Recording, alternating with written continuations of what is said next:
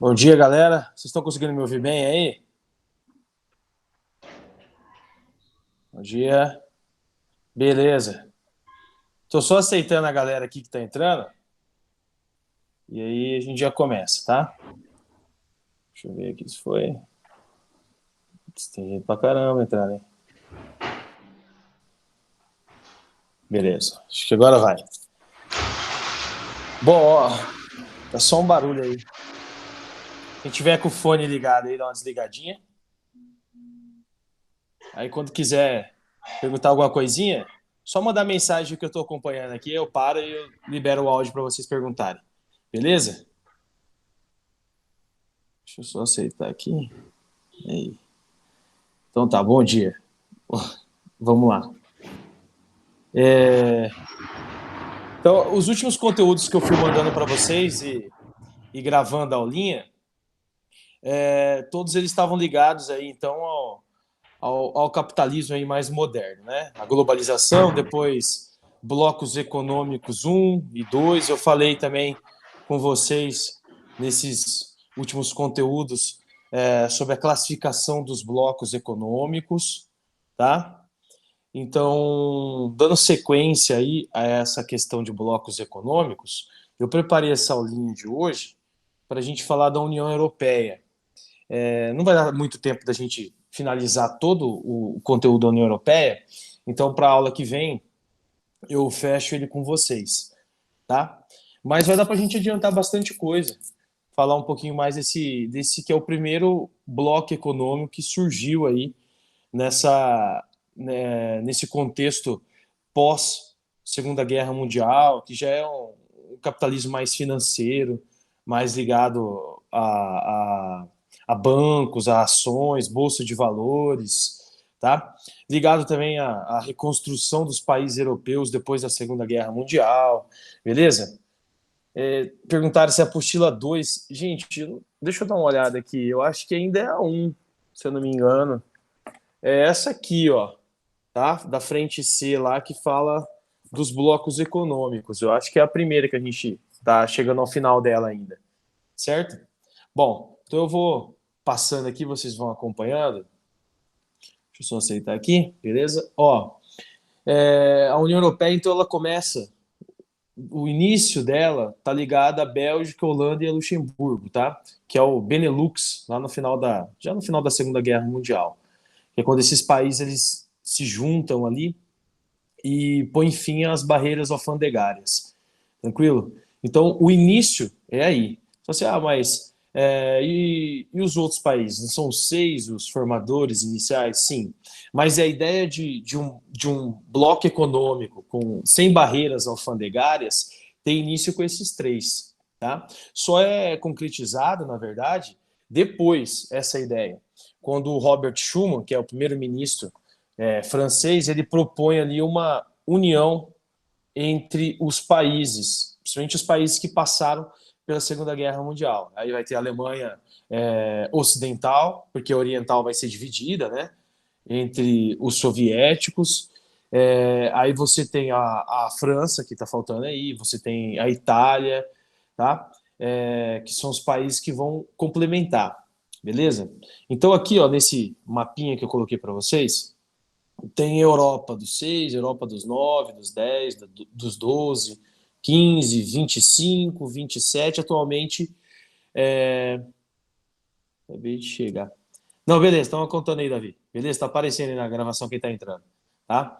Então, olha só. Nós temos hoje, atualmente na União Europeia, 28 países. É composta por 28 países. Esse mapinha vai até 27, porque ele vai até 2007. Mas em 2013, teve a entrada da Croácia também no bloco, tá? Então, hoje tem 28 países que formam a União Europeia. E você também tem um movimento separatista dentro do bloco, que é a saída do Reino Unido, né? O Brexit, que foi aprovado, só está faltando agora oficializar a mesma saída. Como teve a pandemia, a Europa ela parou, né? O Reino Unido também parou. Tanto é que o primeiro-ministro do Reino Unido, o Johnson, também contraiu aí o coronavírus, então deu uma segurada nessa saída. Mas o Brexit, que é British Exit, que é a saída do Reino Unido do bloco europeu, ele está ocorrendo. Então, o Reino Unido que entrou lá em 73, ele está tentando sair agora, né, do bloco europeu, por vários motivos. Entre eles, ali, eles culpam um pouco a entrada dos imigrantes, a crise econômica, sustentar outros países dentro do bloco europeu. Então, esse é um dos motivos dos conflitos atuais que existem dentro da União Europeia. Né? Tem outros movimentos separatistas também. O movimento separatista é aquele que a região quer separar do país. Na Espanha, nós temos dois movimentos separatistas, né? A Catalunha, e você também tem o País Basco, tá? E você tem agora o Reino Unido querendo sair, aí tem a Irlanda, né, que tem uma briga muito grande entre a Irlanda, tá? Que lá é mais religiosa, eles também querem uma divisão do território, uma separação. Então, essa é a configuração hoje da União Europeia. O que é interessante da União Europeia? Ela já atingiu o máximo dos blocos econômicos, né? Porque ela tem livre circulação de pessoas, ela tem livre circulação de mercadorias e livre circulação também de capital, tá? E ela assinou acordos, por exemplo, para você circular, quem é cidadão da União Europeia, circula livremente, que é o Acordo de Schengen. Não foram todos os países que assinaram, porque o Reino Unido ele nunca assinou, por exemplo, esse acordo de livre circulação. Então, para você entrar, você precisa do vistinho. Mas outros países não. Basta você ter o passaporte e você circula normalmente dentro da União Europeia, tá? Aí nesse mapinha tem outro ponto interessante que é a Suíça. Muita gente confunde e acha que a Suíça faz parte da União Europeia. A Suíça não faz parte da União Europeia porque ela não segue ali algumas características do bloco, tá? Por exemplo, prestação de contas. A Suíça ela é um paraíso fiscal na visão de muitos países capitalistas, ela é um paraíso fiscal. A galera guarda dinheiro lá, dinheiro de corrupção, de máfia, né? Vocês já ouviram falar de paraíso fiscal, então todo mundo já sabe. Tá? Então a Suíça ela faz o que? Ela pega e libera ali, né? Para que a galera guarde dinheiro que é um dinheiro irregular dentro do seu país. Por isso que ela não faz parte da União Europeia. Beleza? Vamos continuar aí? Bom, então, antes de mais nada, hoje ela tem 28 membros e ela é chamada de União Europeia, e isso só ocorre em 1992, porque antes disso, esse bloco econômico ele teve vários nomes. Tá? Ele começou como Comunidade Europeia do Carvão e do Aço, que não está aqui aparecendo, vai aparecer aqui na outra tela. Aqui é o lema, unido na diversidade, porque tem várias línguas, várias culturas fazendo parte, e o objetivo da União Europeia é evitar um novo conflito mundial, tá? Evitar uma nova guerra, uma terceira guerra mundial. As duas primeiras ocorreram na Europa, então esse é o sentido principal, é você unir aquele povo da Europa e impedir, assim, um novo conflito, tá? O lema aqui é unido na diversidade, e tudo começa aqui, ó, em 1950, com Robert Schuman, beleza? Tem. Eu vou mandar para o professor Edilson depois, tá? Os slides, aí vocês vão poder pegar também, além da aulinha, a aula vai ficar gravada e vocês também vão poder acessar. Todas as aulas agora vão ser gravadas, e aí depois vocês acessam e vocês vão revendo tudo que a gente falou, tá? Então, o Robert Schuman, que é esse aqui, o primeiro-ministro de nada, Lívia, que é o primeiro-ministro aí francês, ele vai lançar essa ideia de uma união mais forte entre os países, tá? Então, no dia 9 de maio, ele lança ali a ideia de cooperação entre os países, a união entre os países, que é o primeiro esboço ali do que seria um bloco econômico. E esse dia fica marcado como dia da União Europeia. Então, aqui surge o Tratado do Carvão e do Aço, que é a CECA, que é a Comunidade Europeia do Carvão e do Aço. Os países que vão fazer parte dessa comunidade, nós temos 6 países que fazem parte dela, que é a Alemanha, aí no caso está aparecendo para vocês a imagem, mas depois eu vou dar uma ajeitadinha, a Alemanha Ocidental, porque a Alemanha Oriental pós-guerra ela é dividida. Lembrem lá dos 2 tratados que são assinados ao final da Segunda Guerra Mundial para decidir o futuro da Alemanha, né? Um é o de Alta e o outro é de Potsdam.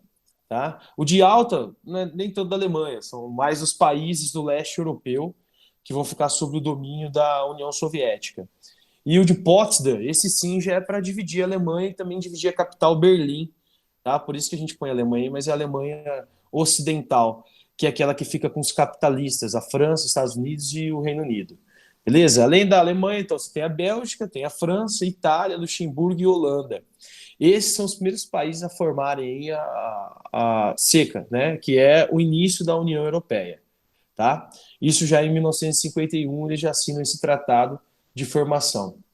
Aí vem 57, Tratado de Roma, muda o nome de novo, aí vira Comunidade Econômica Europeia, Mercado Comum. Por que você muda o nome? Porque SECA, Comunidade Europeia do Carvão e do Aço, é para a reconstrução da Europa, ó, carvão e aço. Tá? Carvão, fonte energética, aço, indústria de transformação, né? Indústria de base.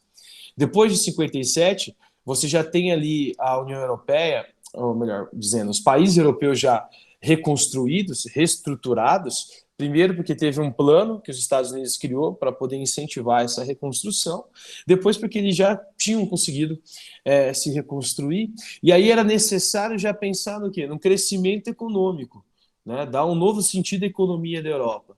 Então, por isso que eles modificam o nome, eles criam um mercado comum, para poder ali diminuir as tarifas em cima das mercadorias, tá? Aí em 58 você tem ali a criação também da energia atômica, tá? Ou seja, uma nova fonte de energia, porque boa parte da energia ligada ao carvão mineral na Europa já tinha se esgotado, com exceção da parte da Rússia, né? Que até hoje tem carvão, mas boa parte do carvão da Europa Ocidental tinha se esgotado porque eles passaram por aquele processo da Revolução Industrial e eles usaram muita essa fonte energética, né? Então eles criam essa Comunidade Europeia de Energia Atômica, que é justamente para poder abastecer os países que agora fazem parte desse bloco, né? Dessa cooperação, tá? Dessa comunidade entre eles. Em 68 aí, eles vão criar ali os direitos aduaneiros, tá? Entre os 6 países. E também eles vão aplicar esses direitos aduaneiros com produtos comprados das nações que faziam parte do bloco e outras que já estavam fazendo ali alguns acordos com eles, tipo o próprio Reino Unido, tá?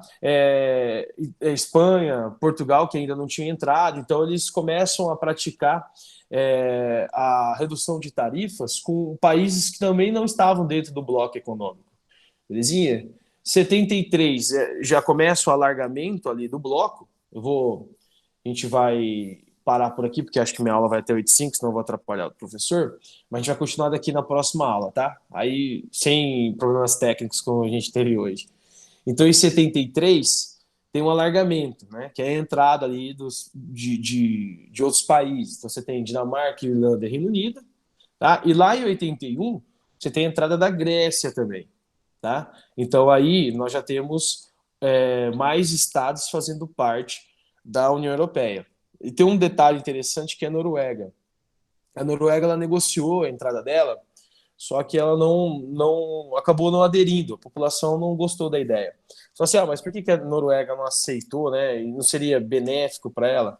Bom, quando a gente analisa a Noruega, Dinamarca, né? Dinamarca está dentro, mas principalmente a Noruega, que tem um IDH muito elevado, um dos melhores do planeta, né? Se não o melhor, a gente está esperando para ver o de 2020 ainda.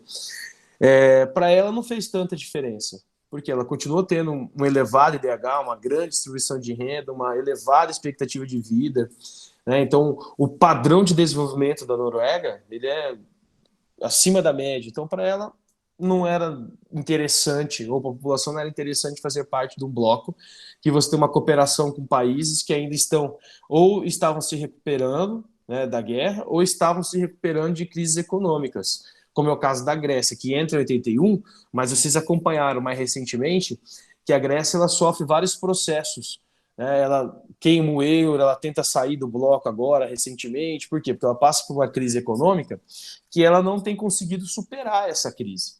Beleza? Então, isso aí, essa questão de estar dentro do bloco também não te garante um nível de desenvolvimento igual da Alemanha, por exemplo, que é o país mais forte economicamente do bloco, certo? Te garante ali uma cooperação, uma venda maior do seu produto ou um comércio maior, terceiro setor desenvolvido, né, como turismo, com a Grécia, o terceiro setor dela é show de bola, mas ela não desenvolve mais nada além do terceiro setor, que é o turismo. Né? Ela não desenvolve muita indústria, tá? A parte do primeiro setor da Grécia também é bem escasso, depende muito da pesca. Então, eu estou dando exemplo dela porque ela é um país que também passa por crises desde 2008 para cá, e ela não conseguiu superar essa crise. Mas se a gente vai falar da crise econômica, não só ela, mas Espanha, Portugal, então tem vários países ainda, e a Itália agora estava se recuperando e veio a pandemia que, né, foi tão forte lá, então eles estão parados, então a economia italiana está decaindo novamente.